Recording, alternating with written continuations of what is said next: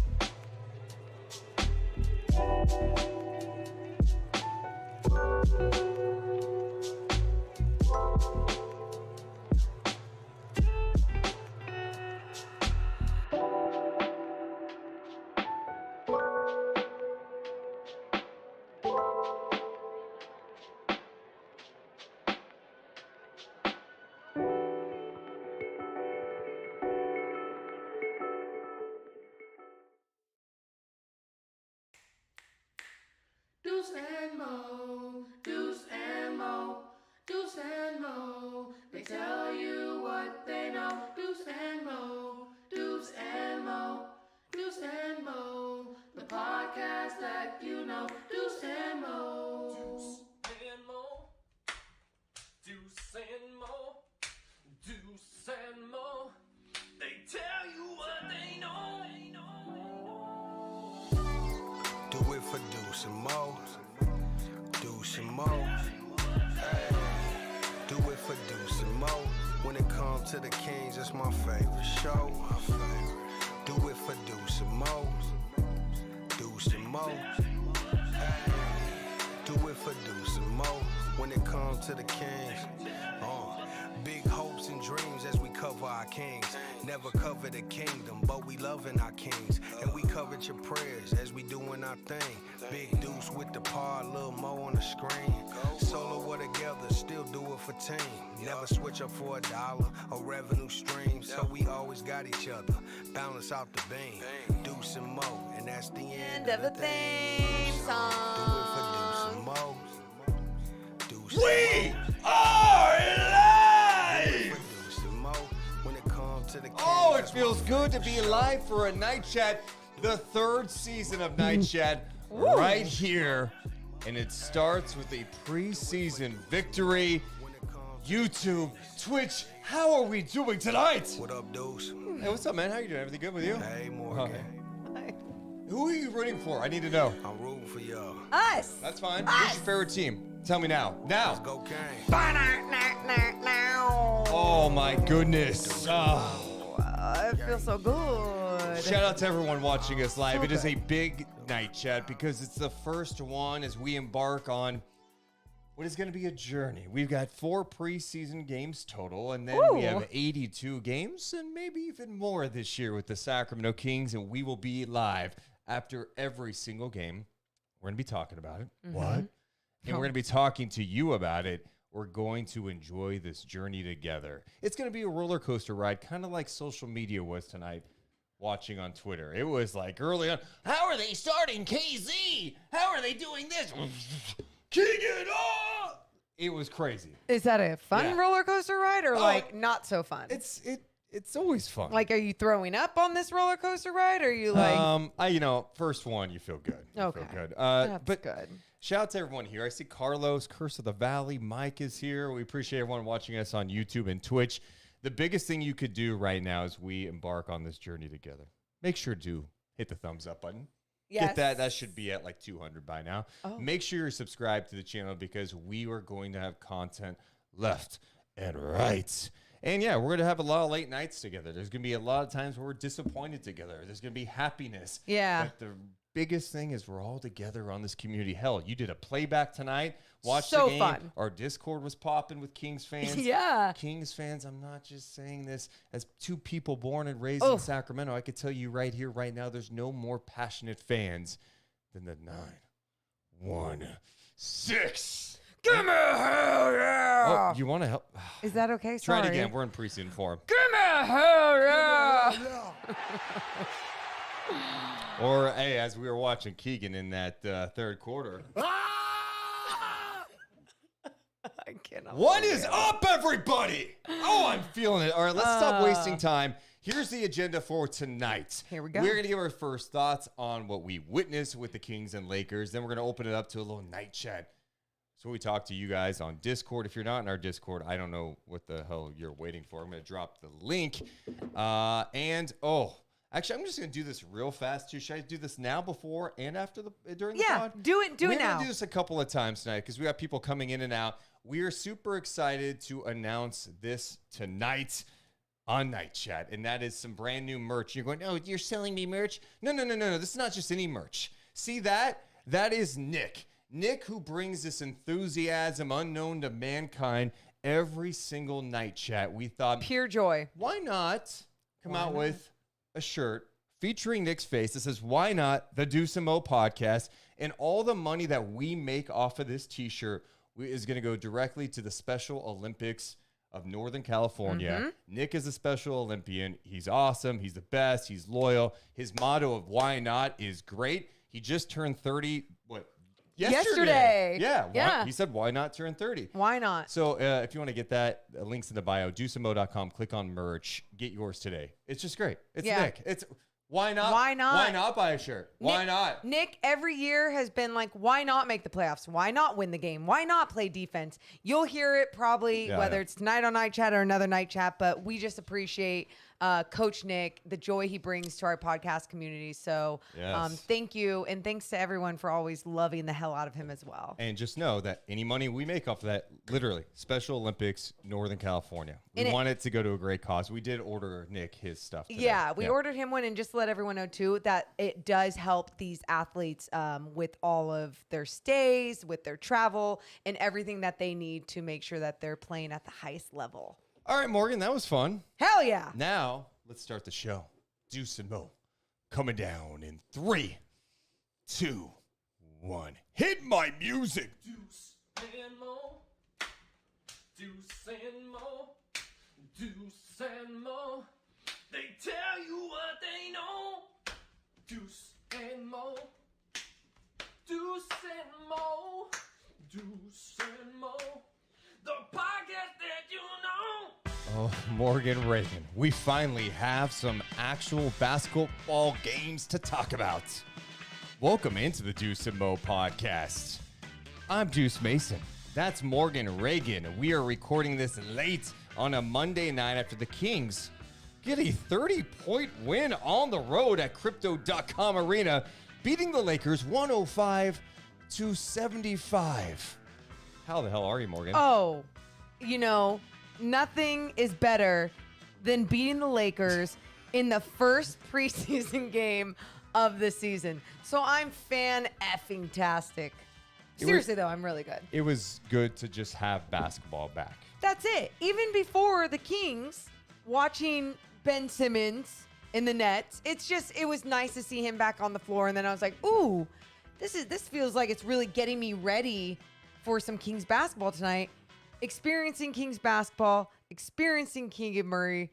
It brings so much joy to my life. I'm so happy to be here. And just know we'll be live after every single Kings game this season with our instant reaction. We'll get to our first thoughts, brought to you by our friends over at the Detail Pros of Sacramento. it's preseason. We understand this. Yes. So you don't want to get too high or too low off anything that happens, but you have to have some sort of reaction to what you witnessed tonight. We saw some mystery surrounding the starting lineup headed into tonight. Right? Mike Brown said the other day, I was at practice and people asked him about the starting five. He goes, well, kind of consistent to what he told Anthony Slater in The Athletic. Well, Fox, Barnes, and Sabonis will be in it. The power forward spot and the shooting guard spot, we'll see. Yeah. Tonight, he went with Kevin Huerter in the backcourt with De'Aaron Fox. Then you had Harrison Barnes, KZ Okpala, and Domantas Sabonis. And I know instantly some people are like, why isn't Keegan out there? Well, after tonight, I think Mike Brown might be going, yeah, you're probably right. He should be out there. But what was kind of your first reaction to that starting lineup, and maybe what jumped out to you early and what was kind of an ugly start to this game? Yeah, I think some of the first things that stood out to me was the stagnant offense, right? I was like, wait, where's all the cutting that we were so excited to see with this playmaking big? De'Aaron Fox, maturity level has grown. Kevin Huerter creating the spacing. All these things I was excited for right away to just come in the first preseason game. That's not how life works. And it wasn't there. But as time went on, you saw in that first timeout that Mike Brown called, I believe it was like 12-3. Lakers were up. Yeah. Mike Brown's like, hell no. Calls the timeout. Guys come out of the timeout. Who is scoring? The guy that's out there to really be elite on your defensive end, which is KZ Okpala, right? Yeah. He's the guy that is slashing through the middle of the paint while Sabonis has the ball. Sabonis dishing off to him. Boom. Cutting without the basketball, beautiful things will happen when you have smart players like Domantas Sabonis. So that made me feel a little better right there in the beginning. Yeah, then they forced that 24-second violation out of the timeout too, which was nice. And I guess let's kind of stick with the KZ Okpala angle here, because it's not like he's a household name. No. By any means. They agreed to a deal with him in July. Mike Brown goes back with him on the Nigerian national team, and he's like, his praise on KZ has been really high. Like saying that he has Defensive Player of the Year talent. Yeah. Not necessarily that he's going to win it this year, but he said that last year when he was with the Nigerian national team. And honestly, for the Kings, I liked it because I'm like, look, he played in Miami. He's a part of that. He could defend multiple positions. The Kings will say he defends 1 through 5. Some of the players said that. But I know he could defend multiple positions. He's 6'8", 7'2" wingspan. He is active defensively. What also I like, what I saw from that group, even though it wasn't it wasn't smooth by any means, they pushed the pace. They were getting out and going, and KZ did that. He got the ball, pushed the pace. Let's go. Move without the ball. They want to get into their stuff quick. Really quick, and they did that. Well, and I think where that comes from too, and I could be wrong, but Golden State Warriors, they do that same concept, right?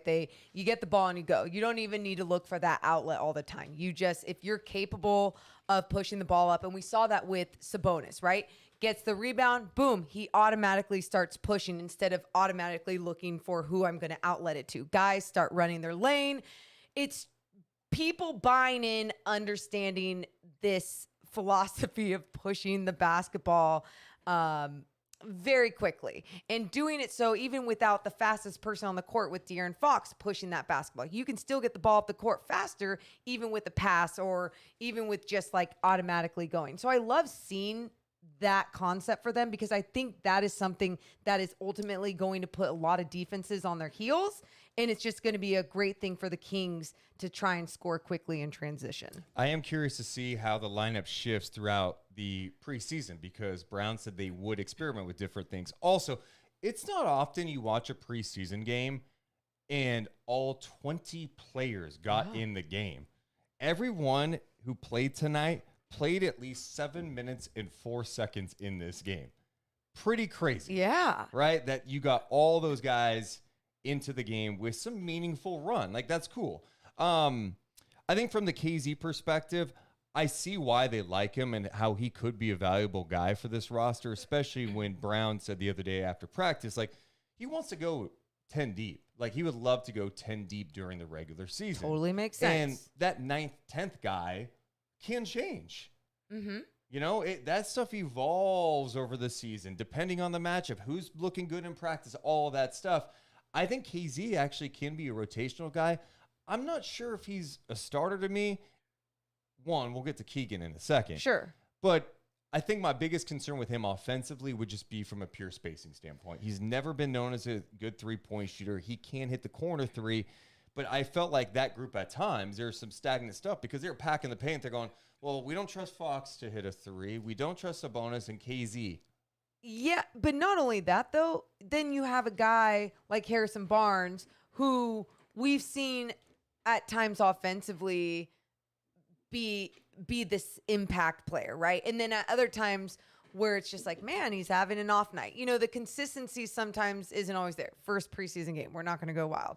But at the same time, I think he ended up being 0 for 4 from three-point land. Yep. So wasn't that threat from outside. Kevin Huerter hit that first big three, which just smooth. Not, Three-point shooting in this game was not good. it was not good. Kings were 9 of 39 for 23%. Los Angeles 7 of 30.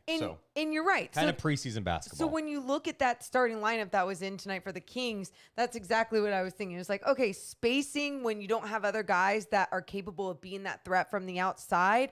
And then let's just say that you are playing a team with these caliber bigs on their squad. Anthony Davis in the middle, being the defensive player that he is. And then what are you going to do when you're going up against a team like Minnesota, where it doesn't matter if you're stretching the floor, like they're going to pack the paint because they know that you're not a threat from the outside anyway. So that's why with lineups like this, I wasn't freaking out, but I was also like, oh, this isn't my favorite.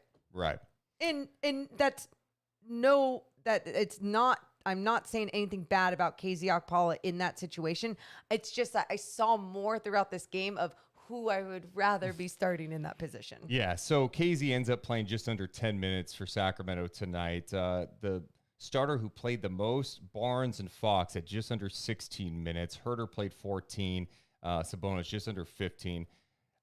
No crazy numbers with the starters. Fox had 10 points. He was just 4 of 12. He did have 4 fouls as well. He seemed like he missed some easy looks early, missed some threes. Just nothing was coming easy for that offensive group. And I think, honestly, the best part about this, about finally getting to play games, is pretty simple.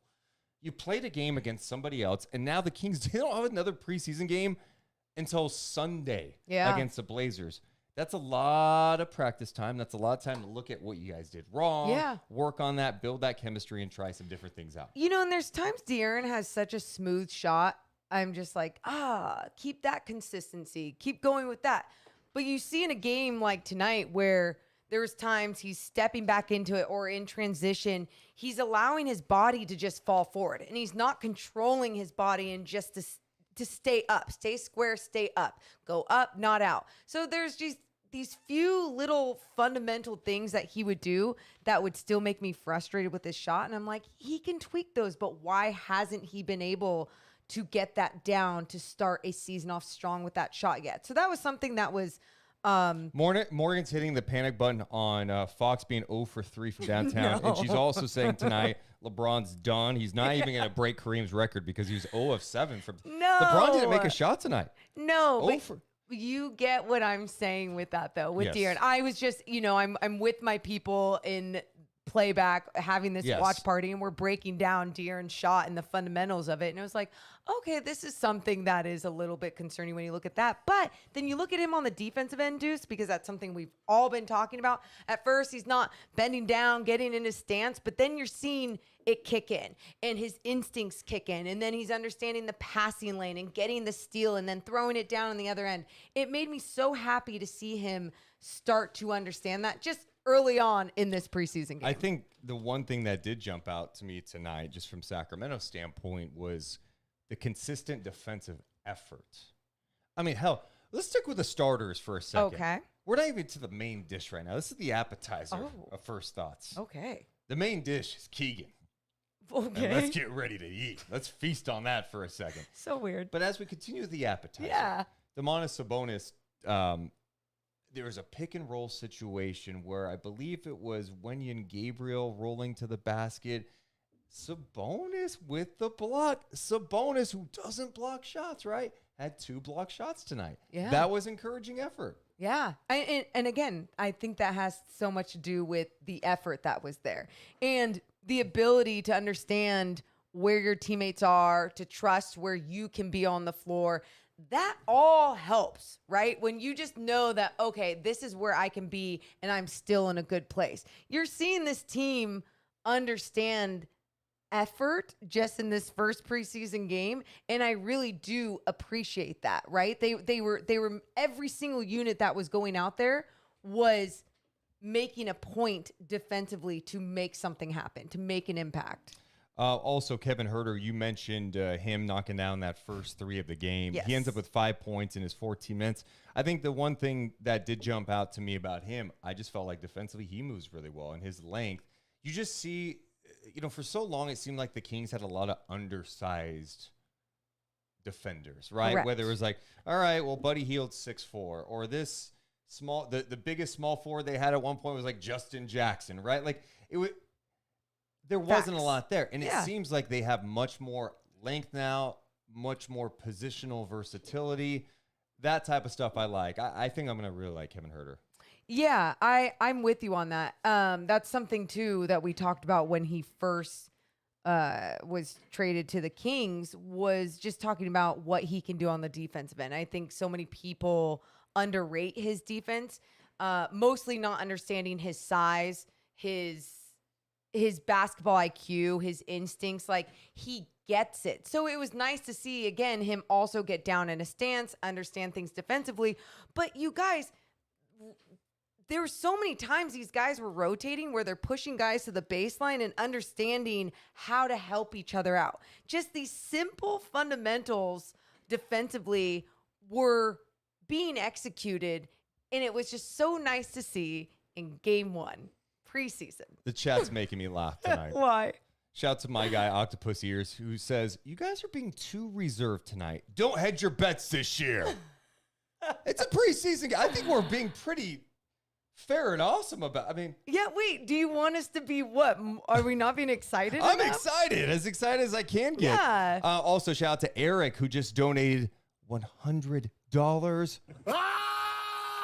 You get a Mike Brown scream, and we appreciate some of the new members, including Mr. Turtle, who's been a member for 5 months. Same with Boise. We appreciate that. We also appreciate Cart Pig with the follow on Twitch. Thanks, everybody.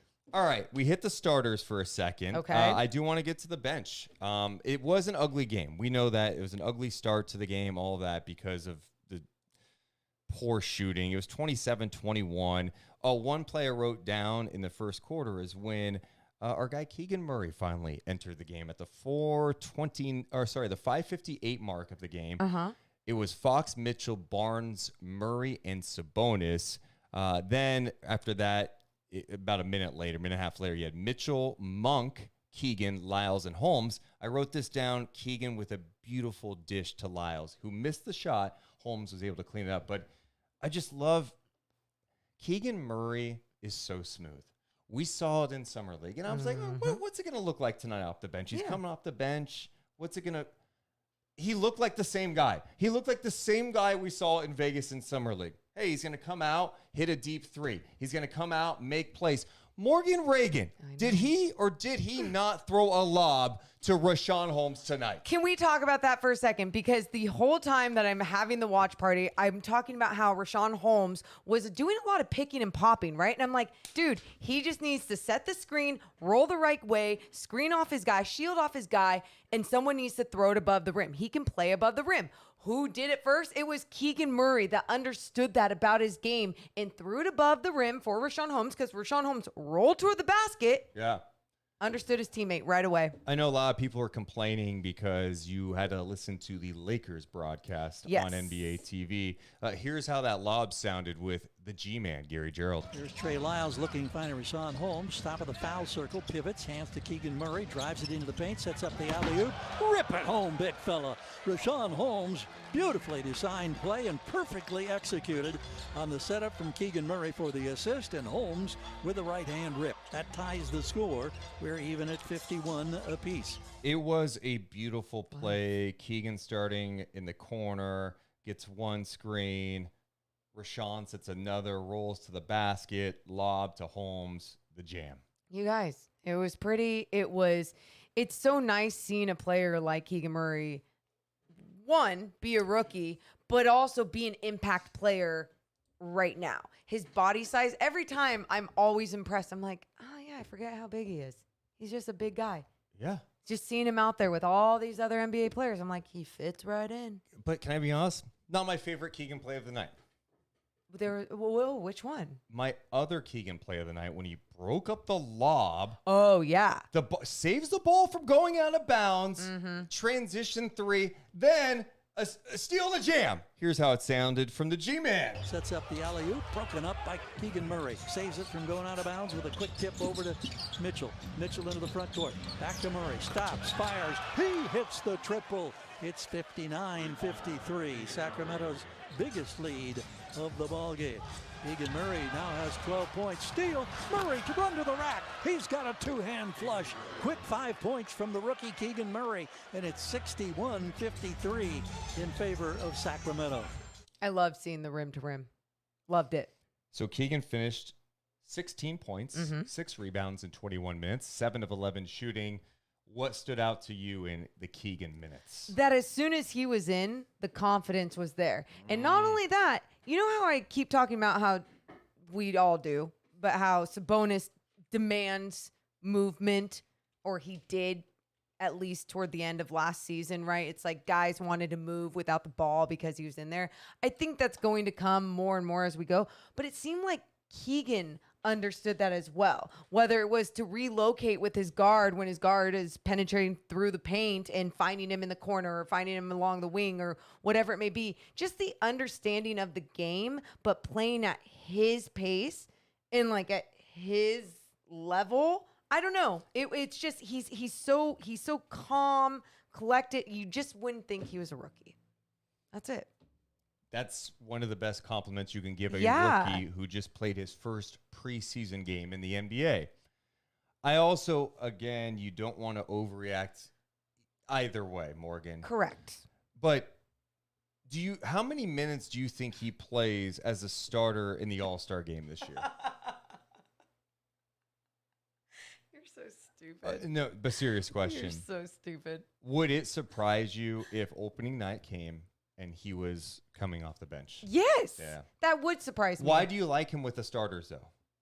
He just belongs. He's one. I mean, how is he not one of your best players already? You're getting offended by my question. I'm just asking you. Right. No, I agree with you. I think what we're going to see throughout the preseason, there's more games to see. They also have a lot of practice time. This is a competition. I'll be honest. I love that Mike Brown is not just handing Keegan Murray the starting job. Love it. It's got to be earned. It does. It does. You should earn it. Yeah. And you play like you did tonight, you're going to earn the starting gig. Well, I thought it was interesting, too, with Keegan because it feels like, yeah, it's obvious he should start there. And then I was, again, talking to people during the watch party about, well, does Mike Brown have a certain philosophy with rookies? We don't know this right now, right? Well, we know a little bit about who Mike Brown is as a coach, but it's not like we've seen him as a head coach in Sacramento dealing with a rookie that is NBA ready to play. And I know some people are worried about the mentality and the confidence and that welcome to the NBA moment for them. I think Keegan Murray is just like an old soul before his time that doesn't give a shit and should just be in the game because that's where he belongs. That's true. That's the best and easiest way I could put it. He looks like he's going to end up being one of the Kings' better players as a rookie. Correct. And put him out there with Fox, with Herter, with Sabonis and Barnes. You've got the spacing. You have high basketball IQ. You've got good size. Mm-hmm. I like it. It gets me excited. I'm trying not to get too excited because I can't imagine how many people like around the league would hear a Kings podcast and people get excited after one preseason game. But it's truly, I'm going off of also what we did see in Summer League too, right? It's not like Keegan has come out of nowhere. Keegan was a great college player last year. He's the fourth pick in the draft. And go to any NBA market right now. They're talking about how their rookie fared. And the Kings rookie tonight, the 4th overall pick who won the Summer League MVP, had some really nice moments tonight. Before we continue, I need to give some love real fast. Ooh. To everyone watching us live, I mean, we're at 11 o'clock on a Monday night. Kings fans, you are insane. We got people watching from all over the world. Close to 500 combined right now. Oh, man. I need you to do one thing. Just click the thumbs up button. It helps our channel grow. Make Thank sure you're you. subscribed. It helps our channel grow. If you're on Twitch, follow. Those are the little things as we continue to build this awesome community that we have. We need your help. Just please do that. That helps us so much. Thanks, everyone. You guys are literally the best. It's insane. Also, I want to give a shout out to our guy Matthew, who donated $2 and says, Aw. "Thank you for getting my mind off my tough breakup. LOL." Matthew, I'm sorry. Why do you think he put the LOL? Like you? Because, like, you know, you got to laugh at tragedy sometimes. Is it Yeah. tragedy? I mean, Is it could be. Yeah, it could be tragedy. So you got to, like, laugh it off a little bit and be like, went through a breakup. Thanks for helping me. Hey, they're lost, Matthew. Yeah, So- they're lost. You are probably wonderful. Well, we've played some G-Man highlights. How about G-Man talking with Keegan Murray after the game? Yes, please. You're hearing it right here with Deuce and Mo. Had a terrific summer league, of course, as the most valuable player in the summer league, and now with a headset on. And Keegan, it's Gary Gerald. G-Man, do you hear me okay? Everything all good? Yeah, I got you. I appreciate a few moments of your time here. So tell me, you know, obviously you want a Kings win. In preseason, you never know what you're going to get night to night. Everybody got a chance to play. Yeah. How good did it feel to put on a Kings uniform for real for the first time and walk away with 16 points and 6 rebounds and a win, more importantly? Yeah, I think it was good for all of us. Personally, putting on a Kings uniform for the first time in live action, it was good to go against someone else instead of in practice. So I felt like it was a good team win all around for us. What was the difference in your mind? I know the starting fives for both teams did not start the second half, but man, that third quarter was just electric for you guys. Yeah, we really wanted to key in on defense and get easy buckets on the offensive end. Just hit singles, get easy open shots, and kick out threes, and that's what we got. Tell me what this first week of training camp life has been like for you in making the transition. It's really been a learning experience for me.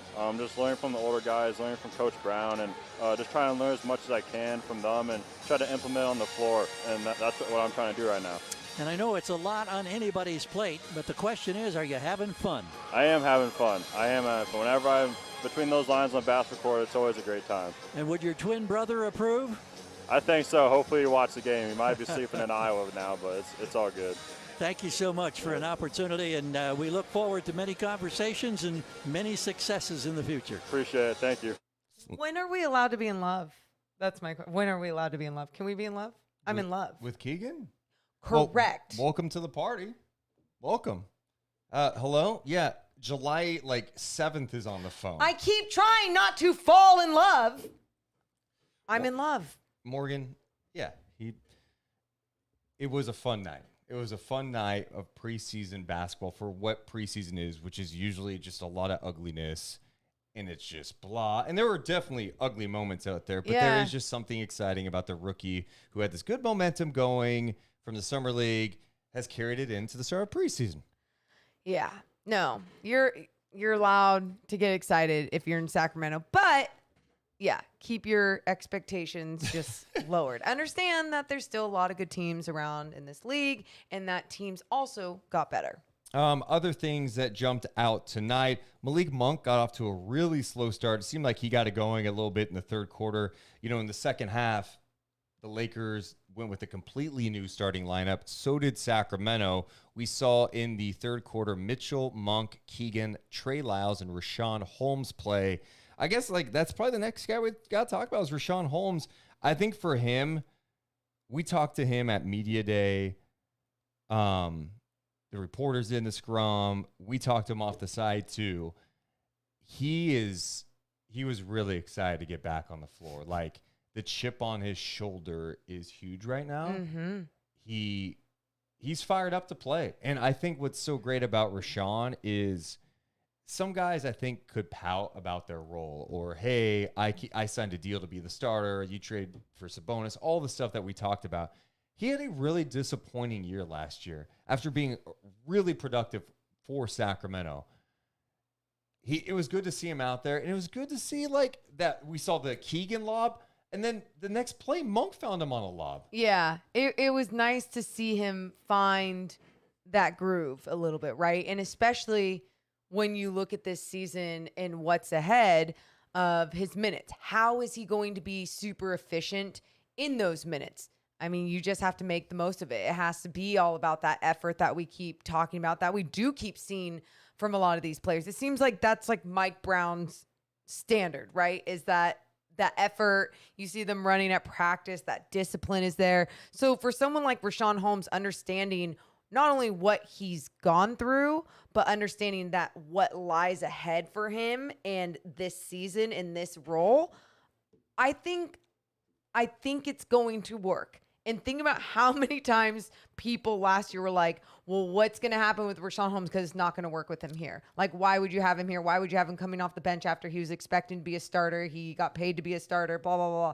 And you just sometimes got to adjust your role and understand what it's going to take to actually be a winning team. Yeah, and John Hollinger wrote a piece today that we'll dive into a little bit later, but he made the point that he thinks Richaun Holmes is the best backup center in the NBA, and that's true. I mean, Richaun is a very talented player, and I think what he brings from an energy perspective, and he seems like not only mentally he's in a great spot, but physically too. A unique style of play too, right? The way that we talk about how dominant and consistent that push shot was for a while. Now that was mostly with Tyrese Halliburton being his right-hand man. Yeah. And that was someone being able to build that chemistry with him, create that with him. So who else can do that? A smart basketball player can understand how to make Richaun Holmes better, and that's just going to have to keep growing as the season goes. Yeah, so Richaun played 15 minutes, over 15 and a half minutes. He had 10 points in the game. He also had 5 rebounds. I just thought he played with great energy out there. So it was good for him, I think, just to get back out there and have, like,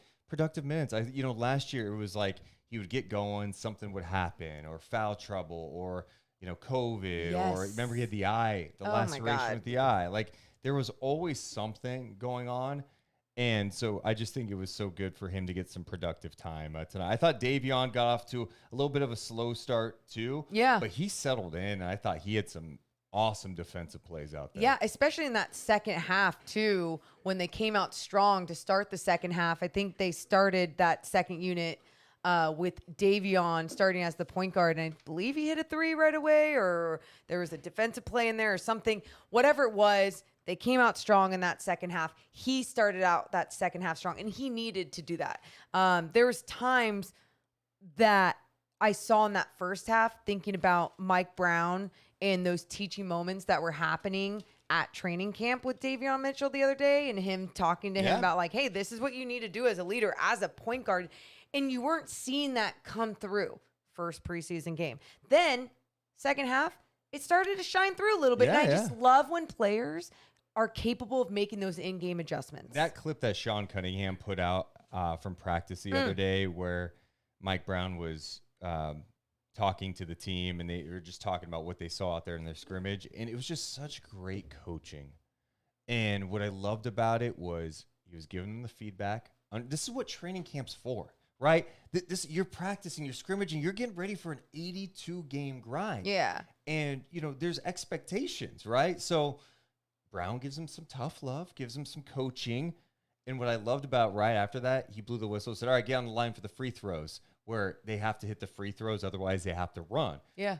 The last guy he picked to take the free throws, Davion Mitchell, made both of them practice over. Dude, it was just cool. It's not, I was going to say, mind game. It's not a mind game. No. It's more like a mental strength game, if you want to call it that. It's a way to grow and build that ability to be able to make those shots in those moments. Also, like, the best coaching, in my opinion, is building that trust. Yeah.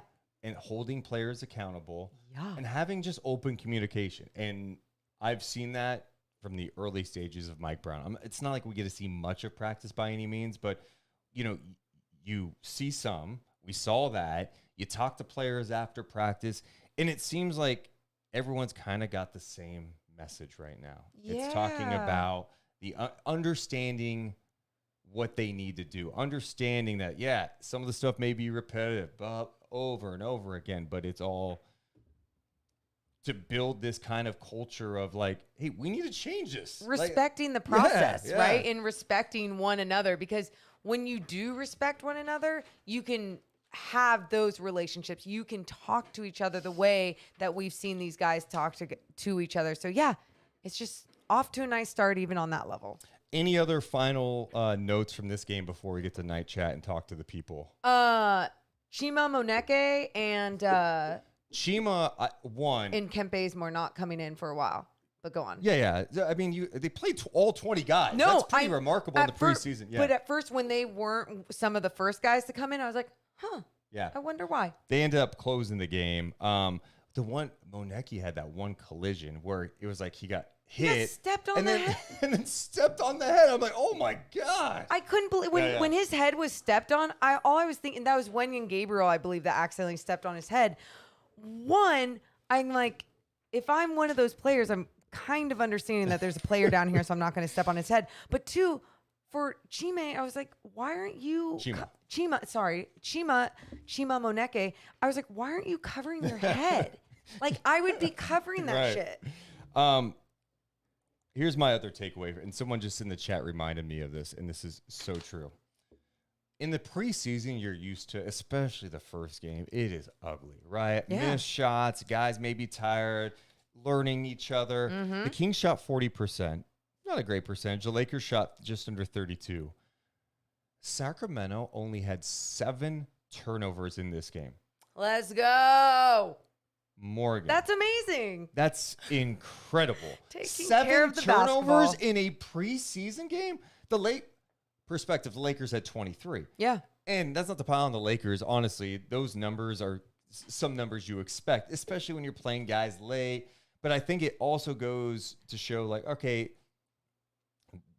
obviously you got to know the importance of taking care of the ball, but like they've been building some chemistry. They've been playing with each other a little bit to know each other. Yeah, I think that one goes a long way. But again, the standards being set of, like you just said, taking care of that basketball. There's certain coaches, there's certain managers that truly know how to get through to players and people and make them understand that. And maybe that's been understood. We'll see as we go into game number 2. Well, that's our first thoughts presented by our friends over at the Detail Pros of Sacramento. The Kings win 105-75 in their first preseason game, and we appreciate the Detail Pros of Sacramento for being on board, presenting our first thoughts.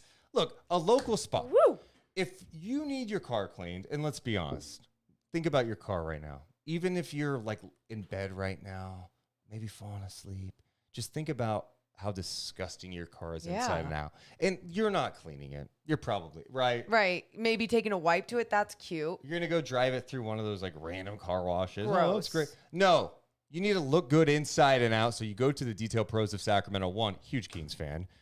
Nick will take care of you. Your car will look so amazing. I'm actually overdue. I need to go take my car in. Yeah. But seriously, go to their website, thedetailprosac.com. Tell them you heard from the Deuce and Mo podcast, and you will get a paint sealant upgrade worth $125.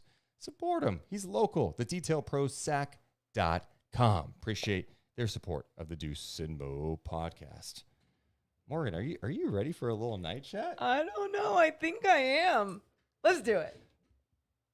Are you ready? Wait, yeah. Are you stalling? I just need to get my... Oh, you I are need to stalling. switch. No, I need to switch the thing. I was all excited, and then...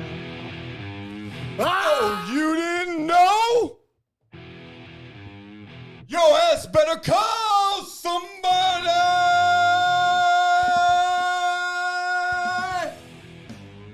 It's me! It's me! It's the DEUCE!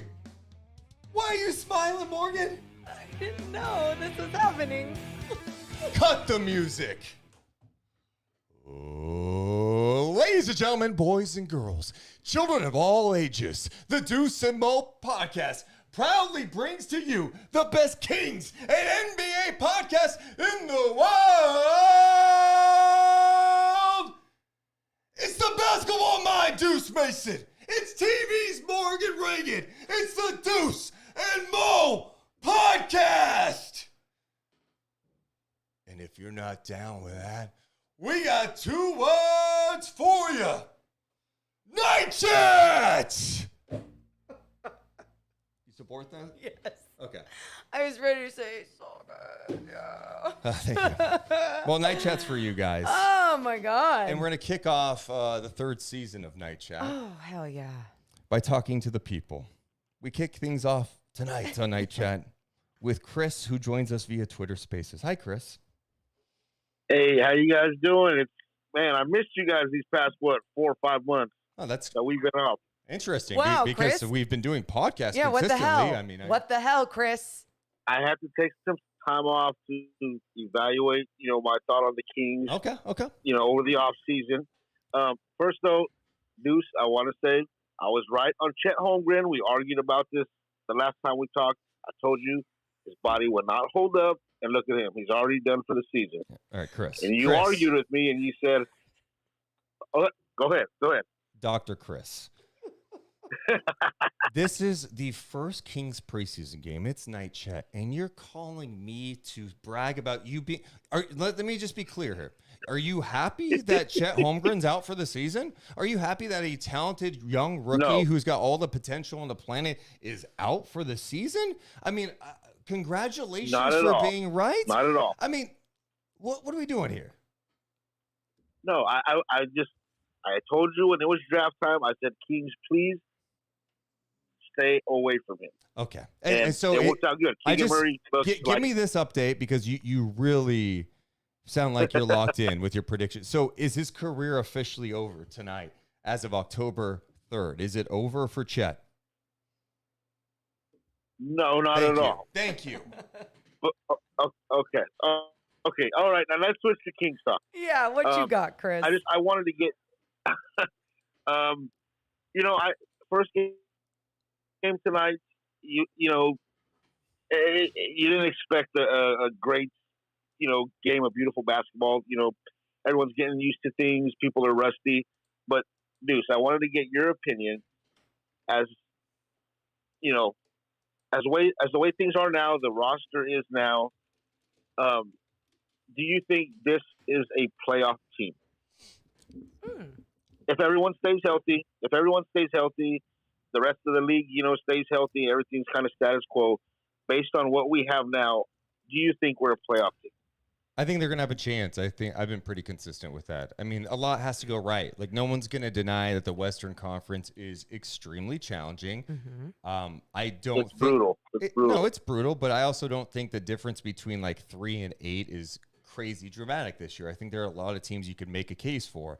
There are teams that aren't going to be as good as last year. There's some teams who could be better. I think Sacramento's done an interesting job constructing this team, adding shooting around Fox and Sabonis. They're going to have a chance at the play-in for sure, and then go win it. But if Fox can play to the level I think he can, if Sabonis can play at his level, and they can get a contribution from like Keegan Murray, they could be a playoff team. I'm not sure I'm going to predict it, but I do think they could win 43 games this year if all things went right. I agree. I totally agree. I mean, the West, it scares me when you start breaking down the teams and you start going, 1, 2, 3, and you notice like, man, that's a lot of teams in front of the Kings just based off talent.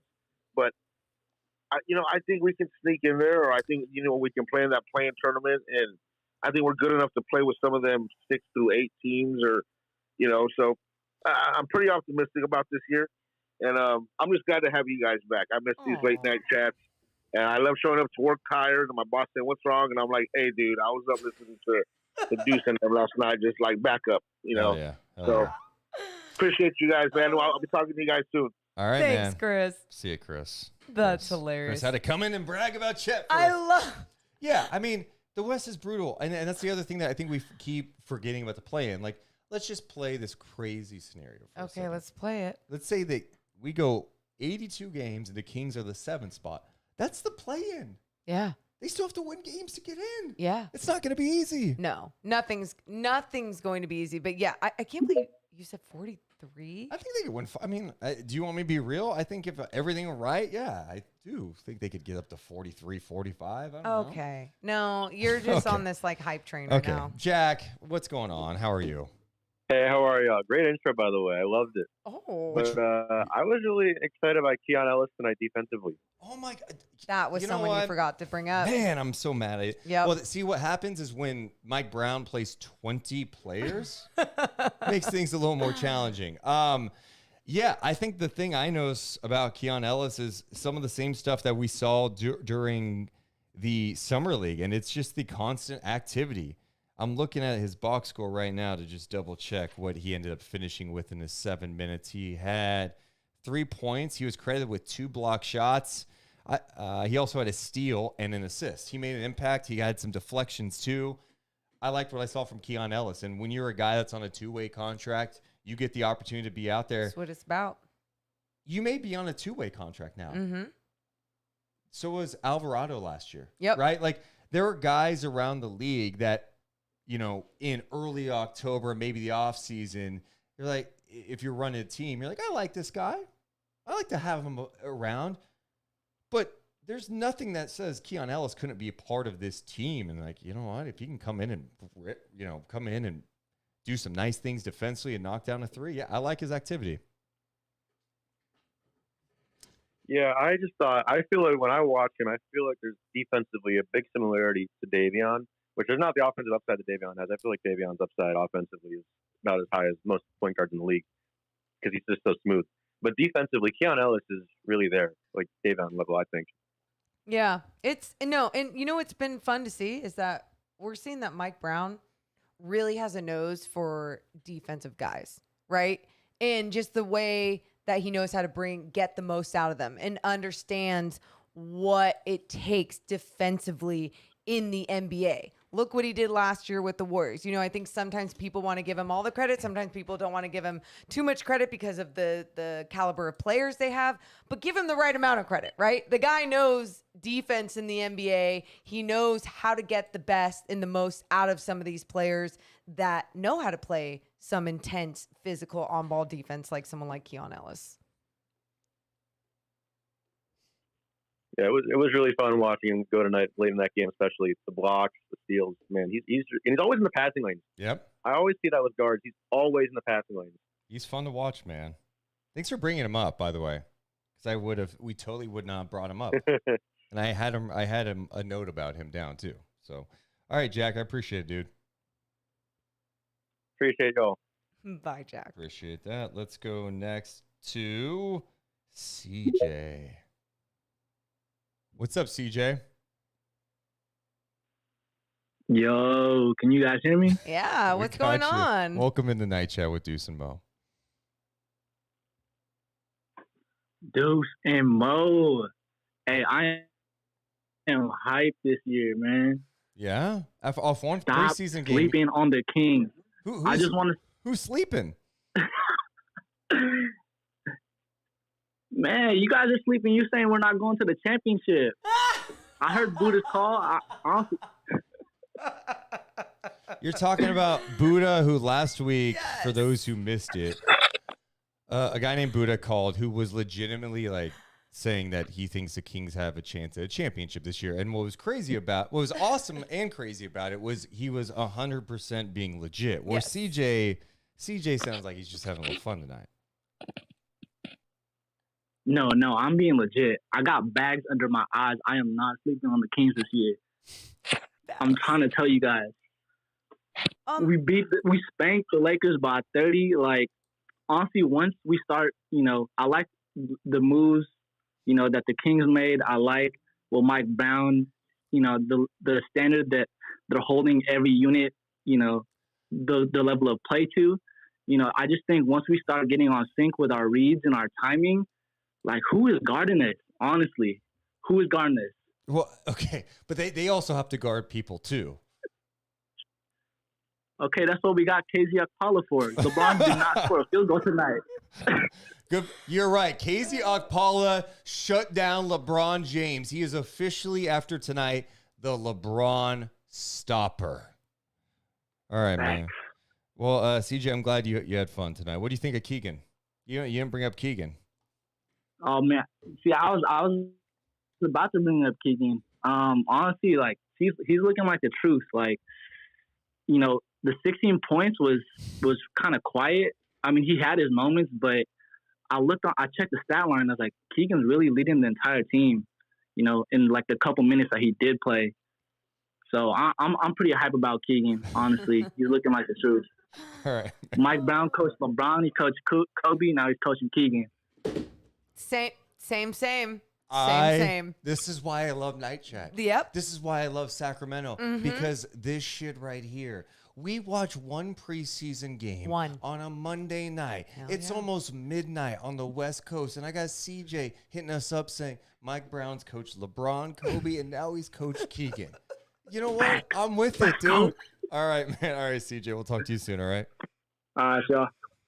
All right, take care, y'all. I don't feel like he was being as real as Buddha, but it was still Buddha funny. was like 1 billion% real. All right, let's go to Dutch Kings fan in the UK. Oh. United Kingdom.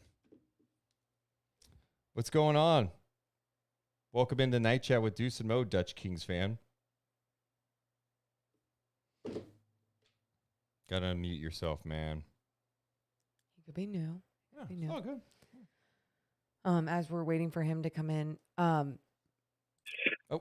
on. Sorry. Oh, there Sorry you about go. No, What's that's up? okay.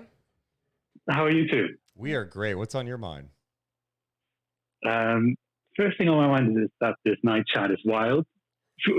we had one person that told you that he's coming in work tired because of you two. Yeah. Another dude thinks we're being champions because we won one preseason game on the same night of OKC beat Denver. Maybe slow down a bit. Oh, you trying to bring us down? But yeah, in the UK? that's what's on my mind basically. You're in the United Kingdom and you're trying to bring us down right now, huh? I don't know if you know anything about the English, but we're quite the cynical people. So, and you're a Kings I try to keep it real, but and you're a Kings fan, so you're probably really, really, really cynical. I was according to my mother, I was super optimistic when I was 18, and then I started following the Kings, and since then it's going downhill. So I don't know what the reason is. Let's talk about the game. Let's talk about the game. Sure. Because just like the rest of us, I obviously got hyped as well about a game that doesn't mean anything. The thing I enjoyed most was the last lineup that was out there. So it was Ellis, it was Keita, it was Chima Moneki. Yeah. They were just creating havoc. It was just super fun to watch. What do you guys about Moneki? Because I can't really seem to figure out what he does on a basketball court, but apparently he does impact the game a lot by just creating shit.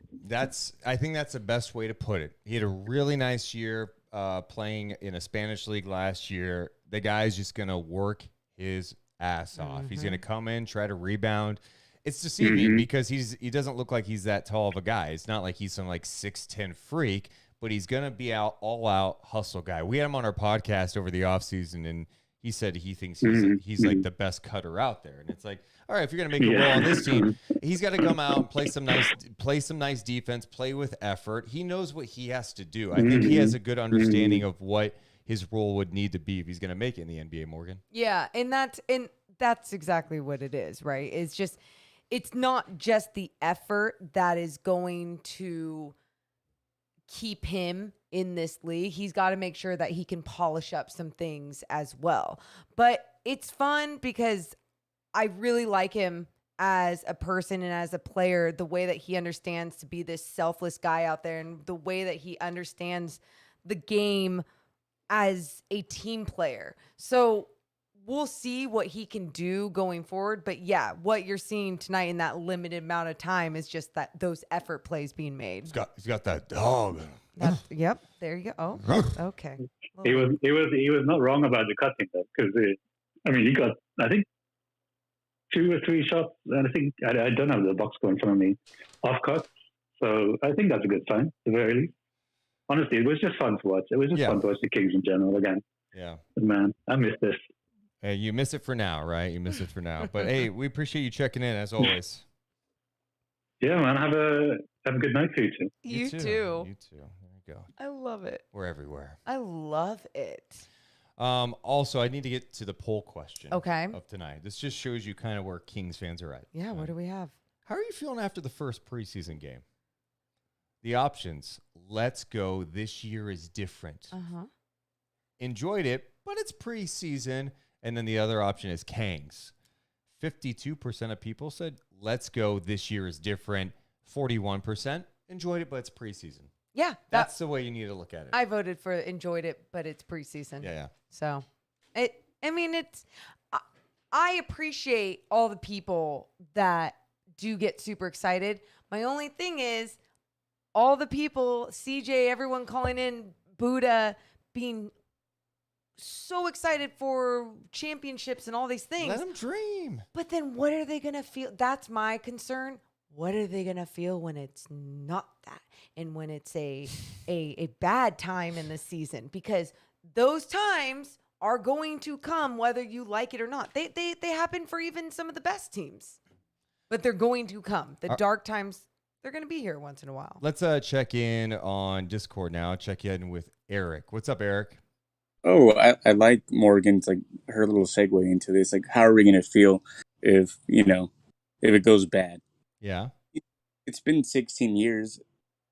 I mean, how else am I going to feel? I'm still here. So, yeah, true. I might feel good. I might feel bad. I feel a little bit more hopeful now than I have over the last couple of years. Like, am I going to sit here and unpack tonight? Probably not. But, like, it just feels good to see this type of, like, like what you're seeing from our rookie that we just drafted.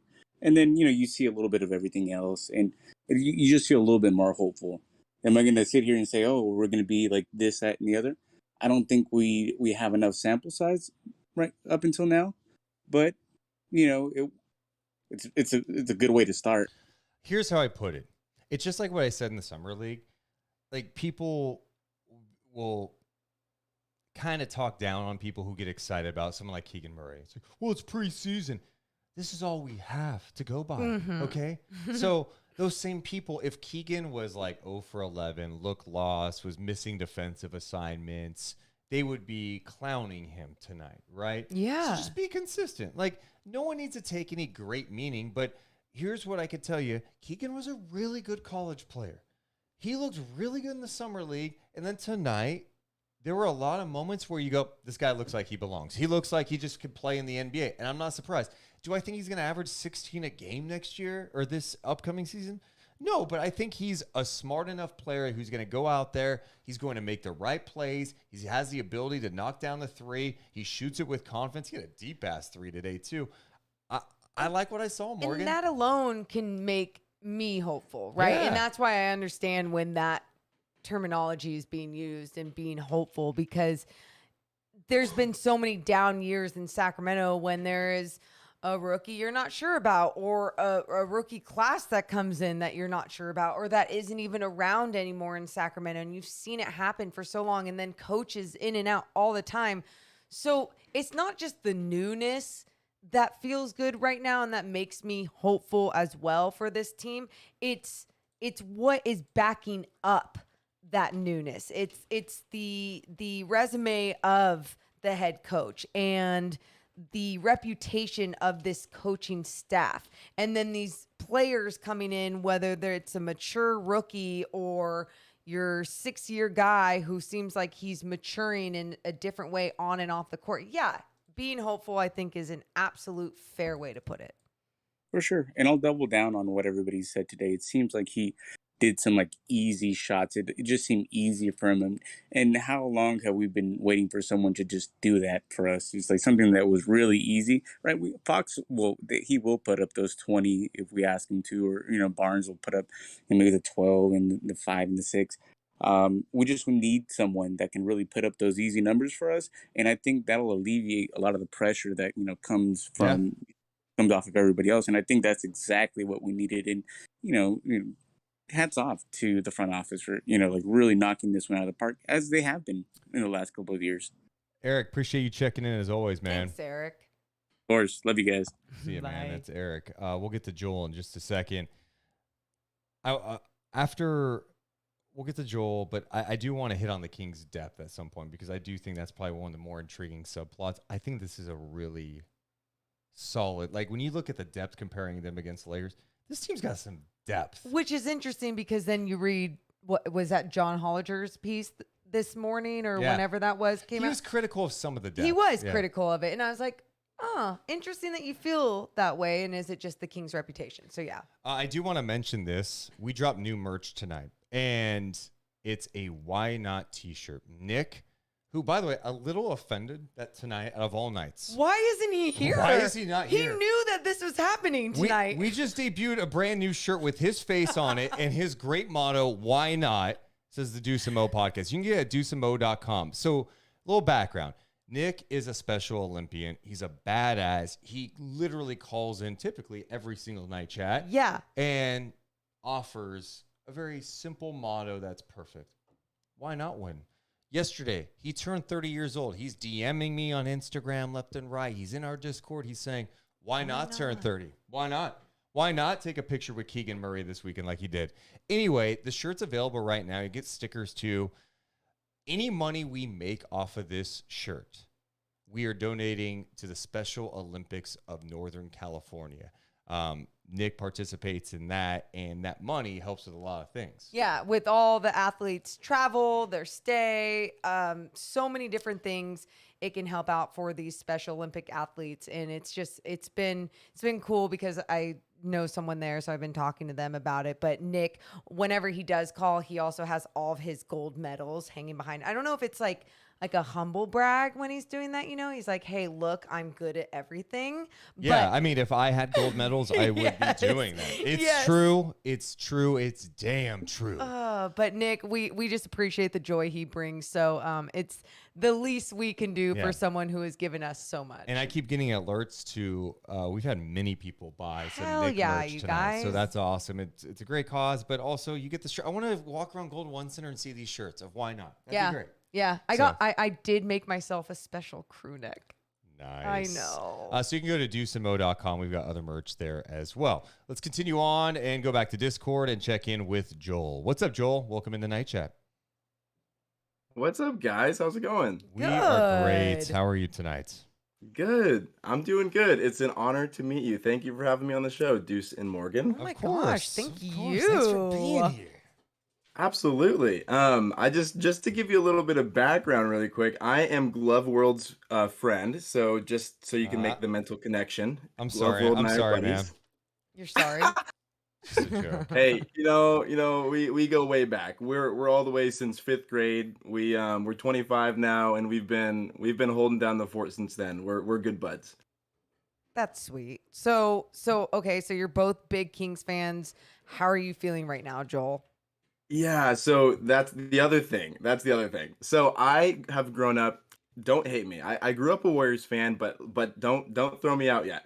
The reason that I'm here is because it is. I will give Kyle, aka Glove World, 95% credit. He moved to Sacramento. He got me on the Kings hype train, and I, in my own volition, decided to support the Kings. So I'm here with a whole heart, deciding to support the Kings as a homegrown Warriors fan, and you have my heart. And I just want to let you know, we support all NBA fans here. Let's go. Except we do shit on Lakers fans, but that's about it, Hey, that's perfect because I do as well. Oh, good. And I'm not gonna, I'm not gonna let this just go that easily. Morgan. That was cute and everything. Oh God. So you're telling me Warriors and Kings are playing in the playoffs? Oh man. Oh, so no. I thought you were a Kings fan. What do you mean? I thought you were a Kings fan. Oh man. Okay. I'll be fully. My goal of coming on the podcast was to be fully transparent and fully humble. If the Warriors and the Kings are playing in the playoffs, I have to support. the Warriors. I grew up a Warriors fan, but I'll share this with you. If the Warriors beat the Kings in the playoffs, part of my heart would hurt. It would hurt. That's cool. However, so why don't you just like every team then, so you're never let down, huh? Why don't you root for everybody? No, pick a team. We don't do this split cap bullshit. All right, you're either a Warriors fan or you're a Kings fan. You make a decision right here tonight on Night Chat. And look, just to be clear, Joel, I support. If you want to be a Warriors fan, I support that. You're so welcome in the night chat. I like basketball. We talk NBA too, but you can't be doing this like, well, I kind of like both teams because I feel like you're belittling Kings fans a little bit. You're like, no, if Warriors and Kings played, like I root for the Warriors. Oh my God, Joel, what are you gonna do? Wow. Well, I didn't expect such a dramatic attack. But I'll be honest. I want to honor Kings fans, so I won't say that I am a Kings fan in the sense that you're Kings fans.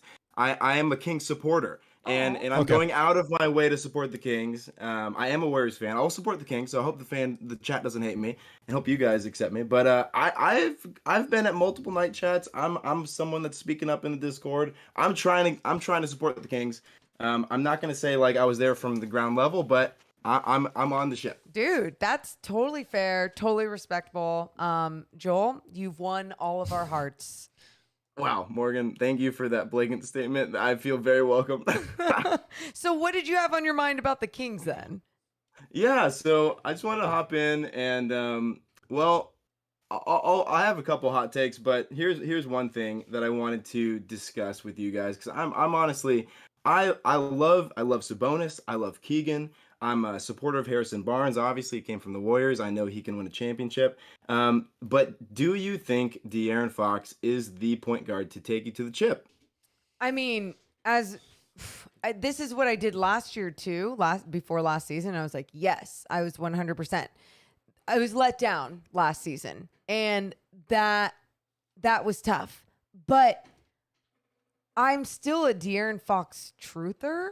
In so many ways, I believe that now he has a really good supporting cast around him, right? And for the most part, what I say about him is that he doesn't need to be the number one guy. I think Sabonis can be the number one, even though it doesn't need to be defined and established like that. But I think that pressure even can be taken off of him in so many different ways to make him a better player. He seems like he's matured in so many different ways and is learning and understanding the game in a different way. So yes, I do. I stand my ground. And I still do believe that right now. Yes. That he could be a championship point guard if surrounded by the right talent. The right talent, Yeah, like not with this I roster. just like even that. It's just like let's get some playoffs first, You're asking, I'm just you know trying how I not to feel. sit on a fence, and I'm trying to just answer the question. We're both De'Aaron Fox truthers. Yeah. And I anticipate he's going to have a big year this year. And this is the most talented team that he's had around him. I think his relationship with his coaching staff is very strong. And I think that's going to go a long way. The biggest thing, and it's something that Mike Brown has challenged him on. Mike Brown said at his opening press conference, Fox talked about it at Media Day.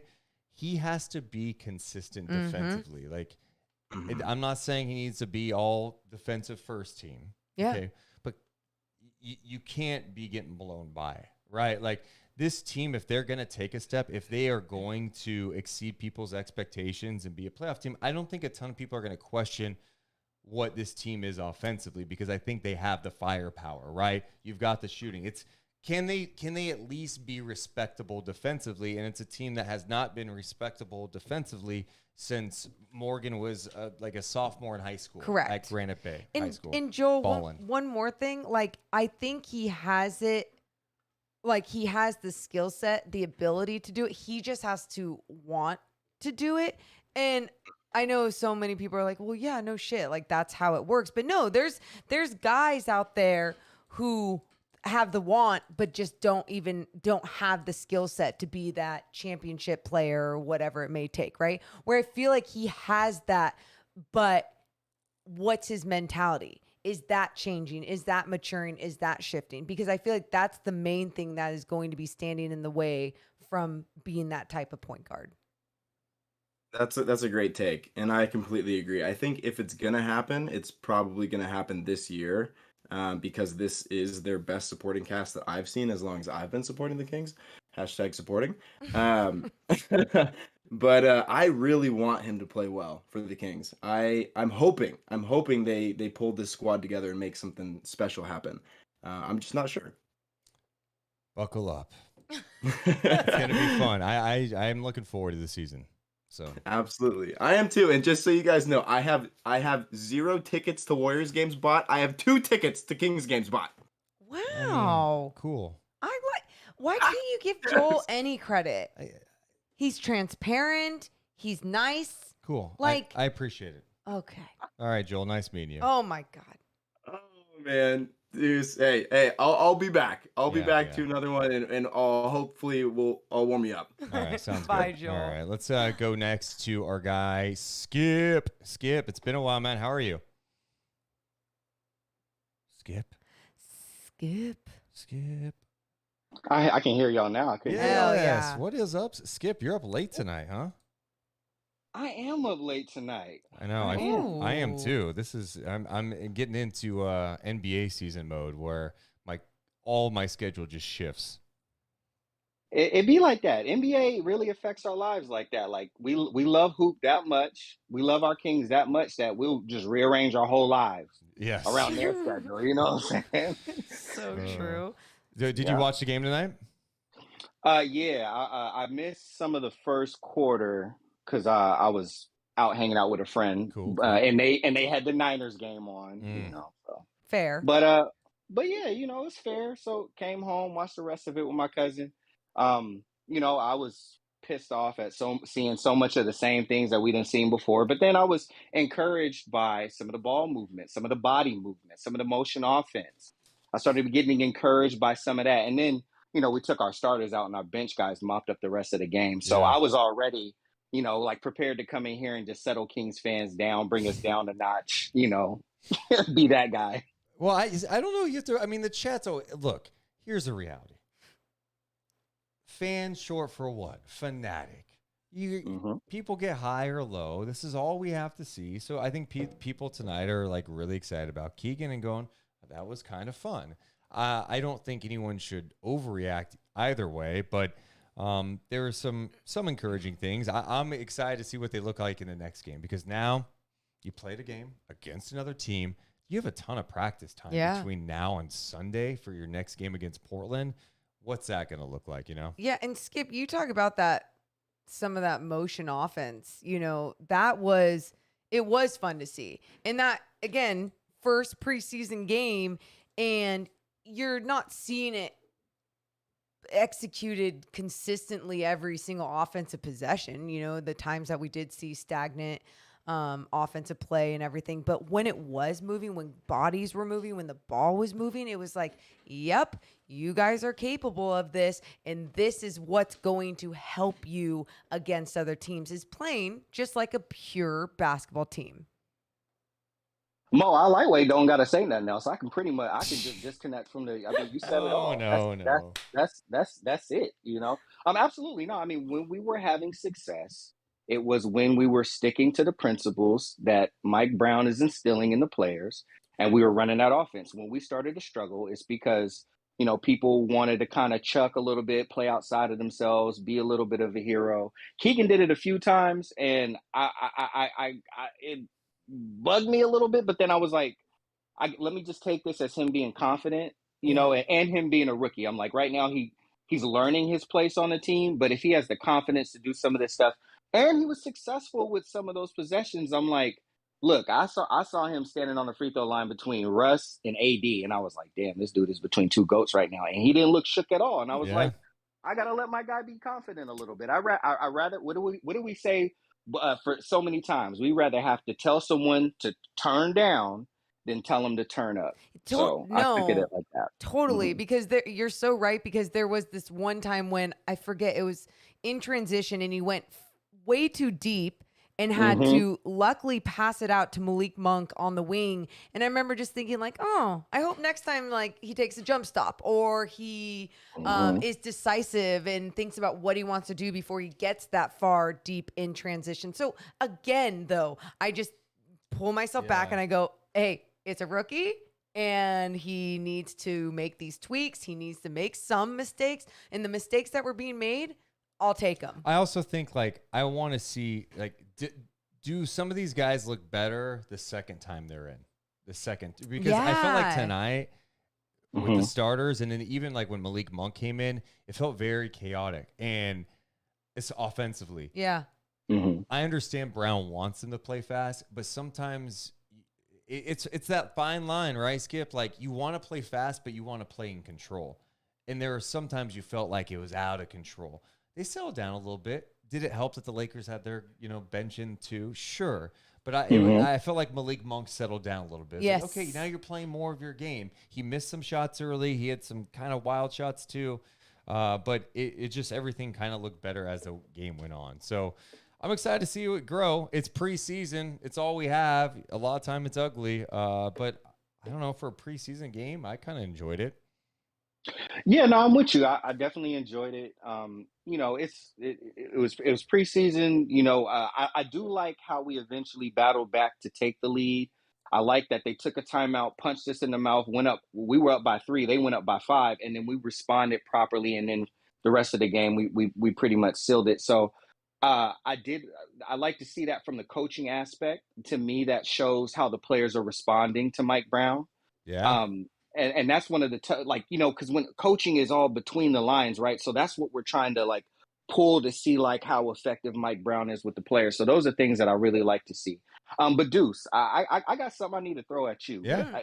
It's been really it's been interesting kind of seeing you guys' journey. Mo, ever the optimist, optimistic one, and we need that, right? We need the balance. Not when you're optimistic doesn't mean they're not being realistic. Yeah. But to see Mo,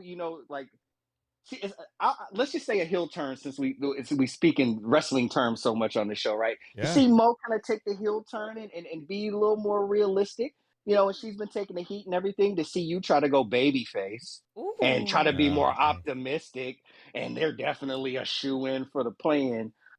Come on, Deuce, you got to be real with me, bro. We can only say that we're technically for sure better than OKC, San Antonio, and Houston.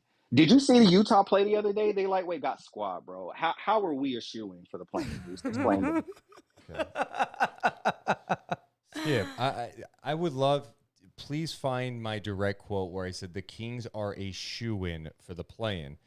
Another thing, you're saying, Deuce, your baby face turn. You're trying to be optimistic. No. Deuce Mason is being himself. This roster is. You're gonna look at me right now. I'm picturing you in this room right now, Skip. You're gonna look me dead in my eyes right now Very and beautiful, tell me. by the way. I'm very beautiful. Yeah, I thank you. I Don't mean, be you intimidated by have my great beauty. eyes yourself. I got to be honest. I appreciate you. You saw him in person. We were together one guy. We gave hugs. We exchanged hugs. Now look at me and look at me good. You're gonna sit here tonight and tell me for sure you think the Utah Jazz are better than the Sacramento Kings. Oh, and by the way, let's not lose sight of the fact that Ainge is probably gonna keep tearing that down. So you're gonna hype up the Jazz for me right now. I'm gonna pump up the Jazz for you. I'm not gonna say that they're for sure better than the Kings, but I'm gonna say that I can't say the Kings are for sure a better team that will get for sure better results. Well, again, we do need to acknowledge a couple of things, Skip. Yes, we are talking about the Sacramento Kings. Okay, so yes, first and foremost. Yes. Okay. Based on history, you're probably right. Like, oh, you can't just call them a shoe. And yes, a lot of things can go wrong, and they have gone wrong over the years. I think they're going to have a legit shot. To me, look, New Orleans is going to be a lot better this year, especially if Zion. Yeah. I mean, Zion looks like a Terminator.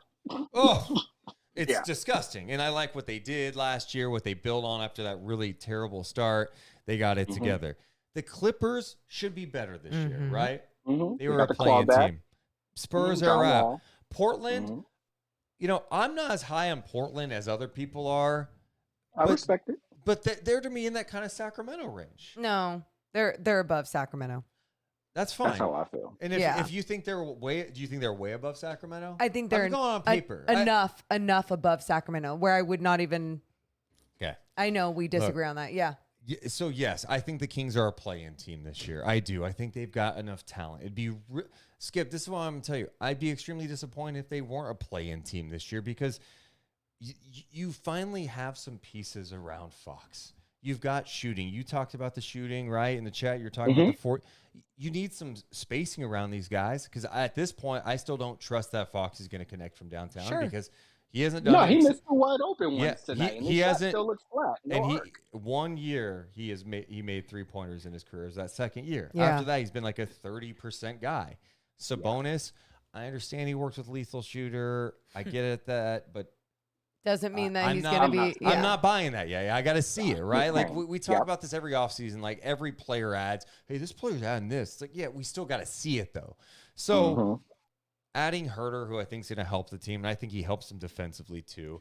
Barnes taking some pressure off of him. And then honestly, I think Keegan can have an impact. So I like the squad. I do. They're not perfect. I mean, they're going to have flaws for sure, but I think this is going to be a very fun team in the West. And it's fine. If you and Morgan want to sleep on them, if you want to be late to the party, that's fine. It's not a baby face thing. This is just me going by what I'm seeing with this roster. Skip and I like we're not sleeping on it. We're just like you going off of what you believe. We're going off of what we believe and our educated guess. Yeah, that's all we're doing. Yeah, no shit. Yeah. No, and but another thing that's funny, Skip, Stephen Brown in the chat is like, Morgan's never optimistic. What the hell have you been watching? But I appreciate you saying that I am an optimistic, realist person. So thank you. Absolutely, you got it. I don't know how long my homie in the chat been watching Deuce and Mo. I'm a long time listener, multiple time caller.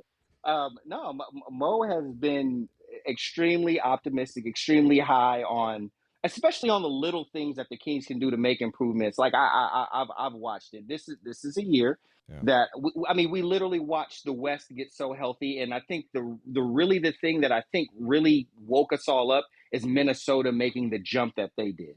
I think when Minnesota made the jump that they did, and then of course Phoenix too, because we watched two teams that used to continually perform below us leap us. And I think it's those two things that really kind of put it in perspective and be like, dang, I mean, like we got even farther to go than we did before. I think we're going to be a fun team. Yeah. I continue to say that. I love the shooting that we've surrounded them with and everything, but I can still tell you, we still just do not have enough defense, and it's going to take Mike Brown at least a year, I believe, to install that defense. And I think he still wants more defensive players. And one of the main things that really let us all know that is who he started at the 4 tonight. Did that not wake us all up for us to say, because KZ Okpala probably even, I want KZ Okpala to stay on the squad. He probably ain't even making the cut. I think he makes the team. I do. I hope he does, but I'm just going to be honest. I'm just being transparent. I want him to be on the team. Yeah. I watched him lock up Dame and have Dame coughing up the ball when Nigeria was playing. Like, I loved how much of a ball hack he is. But he started that man at the 4 tonight. If that doesn't let you know that he's trying to send a message to Monty, like, hey, you said you ain't done and you ain't done. I need more defensive players for my defensive system. You can look at it that way. I also think it's a guy that he's familiar with, who's like, hey, go set the tone out there. This is your job. Yes. And I want you to help guide this team a little bit, show what we're supposed to do out there too. And yeah, I mean, I saw you guys talking, and someone else was mentioning the depth in here, and it's like, look, I'm not acting like the Kings have a depth of all these defenders. Yeah, defense is still going to be a weak spot on this team, but I do think they can be better defensively, and I do think they are a deeper team. The fact that you have Richaun Holmes as a backup center on this team, that's depth, right? Davion Mitchell, what can he look like in his second year?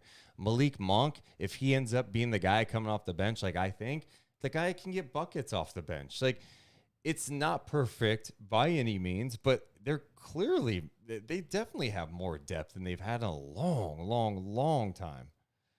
To me, that's the end of it, though. I like TD. TD is a dog. He got that dog. Yeah. TD is a dog. I like him. I don't consider him depth. Well, okay. So why? He's an inconsistent chucker. He's a role. I don't consider inconsistent chuckers depth. I mean, that's a role depth. You need guys who could step in and fill a void. We're not talking about. I'm not saying they have championship depth. They've got depth though. Like, I think Terrence Davis would be on the bench of other teams, right? Where in the past they've had players that you go, I don't even know if they're NBA guys. Here's the other thing too, Skip. If you do look around the NBA and you look at depth around the NBA, you're seeing more TDs than you're not. But then with the championship teams, obviously their depth is a little different. One, because they've built usually a reputation that a lot of guys want to come to that squad, to that organization, right? Like that right there is going to help you with the type of depth that you have on some of those squads. Where on a lot of these other teams, yeah, you're seeing whether it's developmental guys or other guys where it's like they're just, hey, they're an effort player, but they don't really add other things. Or like you're saying with Terrence Davis, like he chucks the ball and we've seen his ups and downs. And now he's trying to prove that he can have those ups.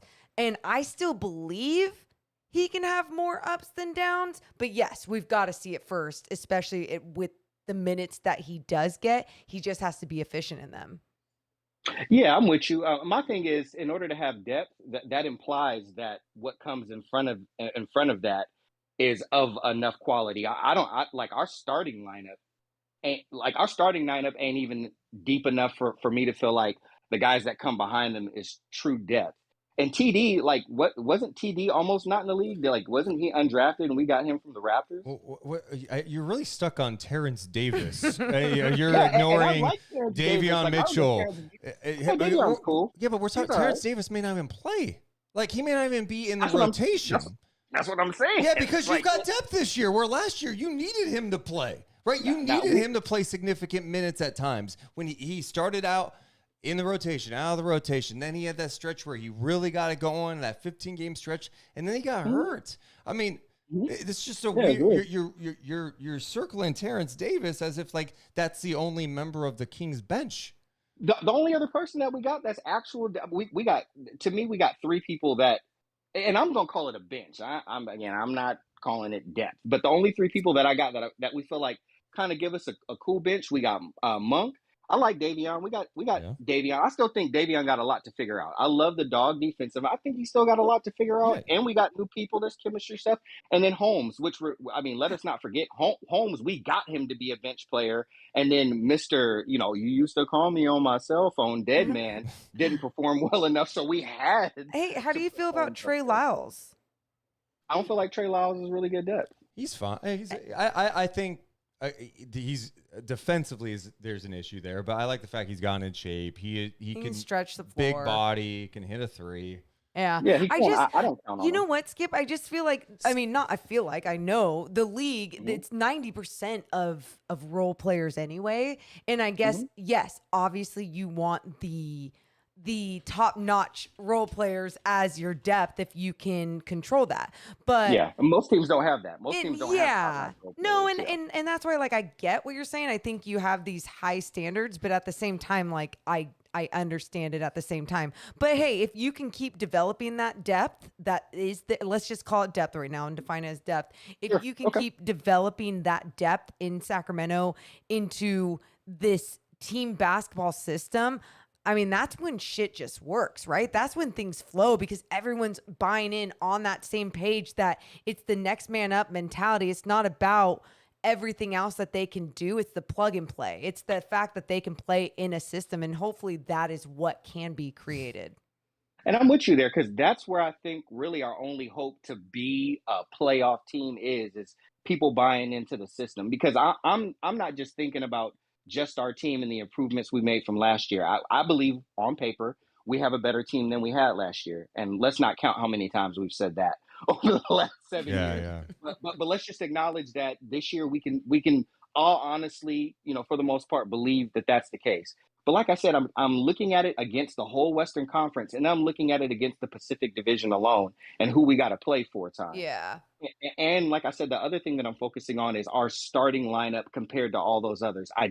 We got a better starting lineup, but I still don't believe that our starting lineup to me ain't a playoff team. And then if you add our bench in, and we say, it's a borderline. It's a borderline. I don't believe they're a playoff team. We're talking about like being a play-in, maybe a playoff team if everything goes right. Yeah, I mean, if you're comparing them against I feel like you're cherry picking a bit here, but yeah, if you compare them against the Clippers, the Lakers, That's what the we got to do. Suns, That's what we the got to Warriors. beat to get No, in, right? you have to have some success against those teams. But yeah, the Pacific Division is really hard.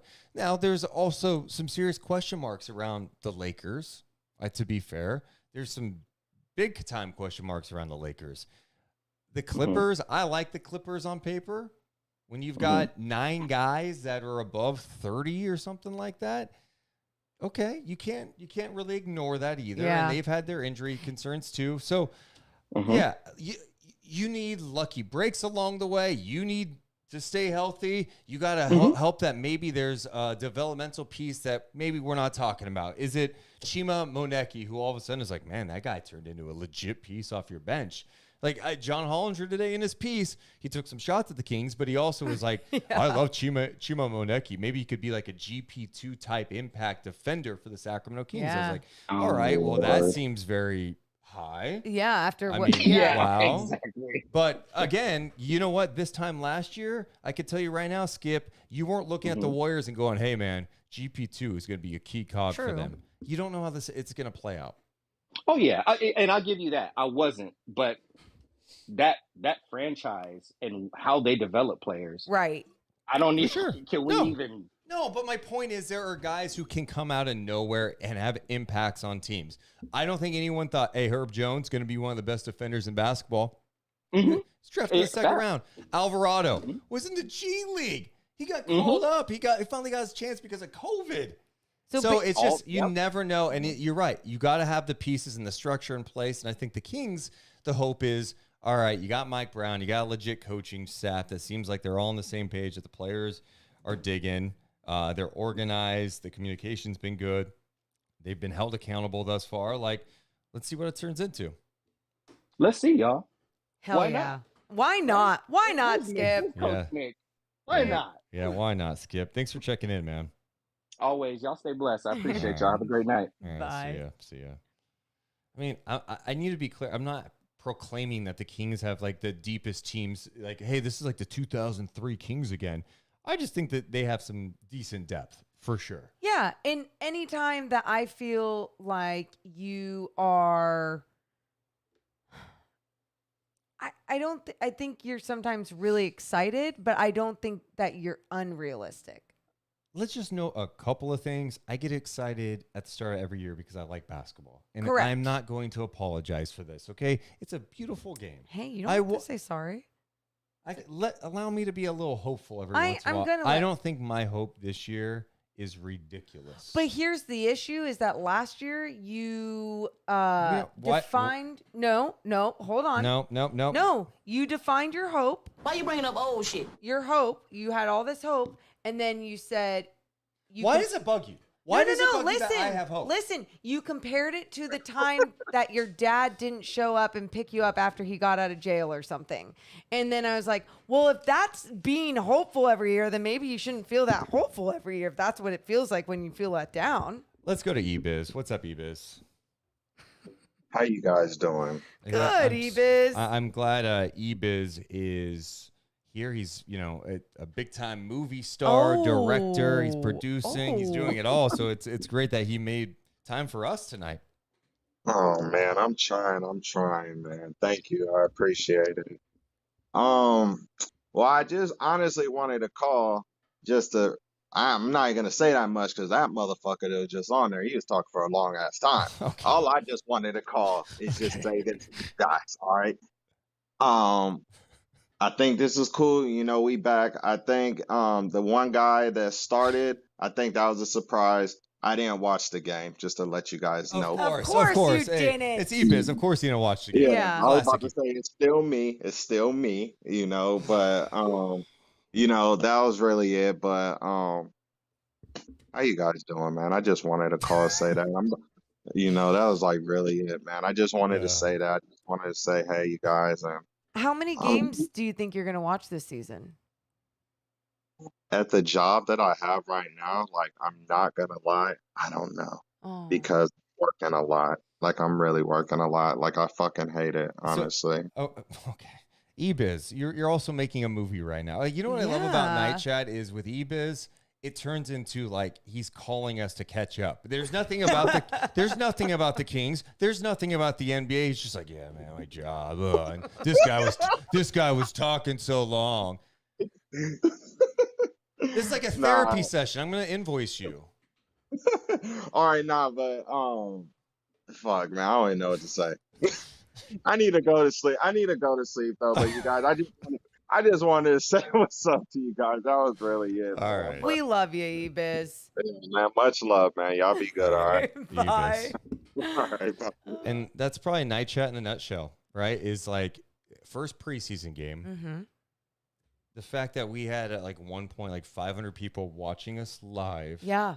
Because Kings fans are insane. Dope. And they're excited that the season's here. And even if we're not all on the same page about like expectations for this year. And I, as people call me the basketball mind for a reason, and that's fine. You don't have to buy it. You called yourself the basketball mind one day, and then now some people say basketball mind. The people call me the basketball mind for a reason, and I am more optimistic about this year. I am very hopeful for what lies ahead. I think this is one of the better teams that they have put together in a long time. It's not perfect.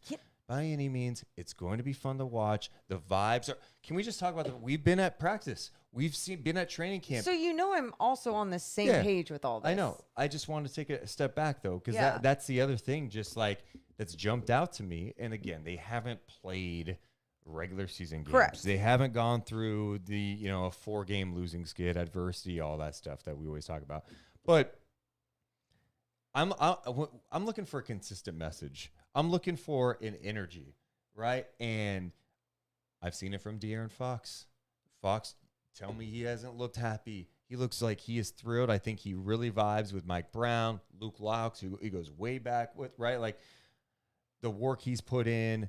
I think hearing these players talk about like Mike Brown's energy. For sure. I like the vibes right now. Absolutely. It's easy to have good vibes. But you could be like the Suns right now. And you not could be have good losing to vibes. the 36ers and have bad vibes where the coach is not talking to the players throughout the year. Right. So I'll take this So over all of that. I am cautiously optimistic about things. And I think it's totally fine and fair. And I feel very good too. Our definition of hope and optimism is just different, but whatever, because we're both hopeful and optimistic.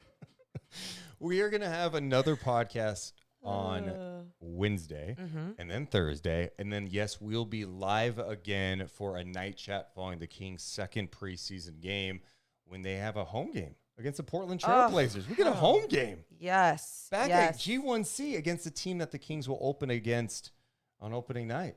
Can't wait. I can't wait either. We appreciate you guys being here tonight. If you're in the YouTube chat, please hit the thumbs up button. Make sure to hit the subscribe button too. If you're on Twitch, hit the follow button. Shout out to everyone listening on Twitter Spaces too. We love you guys so much, but we gots to go. You all have a great night's sleep. Thank you so much for being here. See ya. Deuce and Mo, Deuce and Mo, Deuce and Mo. They tell